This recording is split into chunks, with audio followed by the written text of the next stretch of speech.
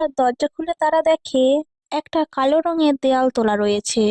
আর তখন অলিভিয়া টিমকে বলে, এটা তুমি করেছো, এটা ঠিক করো আর আমাকে যেতে দাও। তখন টিম বলে, এটা আমার কাজ নয়, এটা দেখে আমি নিজেই শক হয়ে গেছি, এই দেওয়ালটা এখানে কি করে এলো।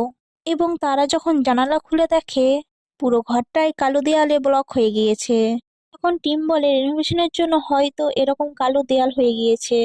এবং তারপর তারা যখন ঘরের ওনারকে ফোন করে তখন তাদের ফোনে কোনো নেটওয়ার্কই তারা পায় না। এবং তার সঙ্গে তাদের ওয়াইফাইও কাজ করা বন্ধ করে দেয়। তাই সাহায্যের জন্য কাউকেও ফোনও করতে পারে না। এবং অলিভিয়া একটা গ্রিল মেশিন নিয়ে এসে ওই দেয়ালটা ফুটো করতে শুরু করে।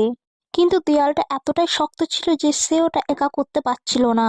এরপর তারা দুজন যখন ওই দেয়ালটা ফুটো করতে যায় তখন দেখা যায় তাদের ড্রিল মেশিনটায় আগুন ধরে গিয়েছে। এবং তারা দেখে ওই দেয়ালটা একদমই ফুটো হয়নি। এরপর তারা পাশের দেয়ালগুলো ফুটো করার চেষ্টা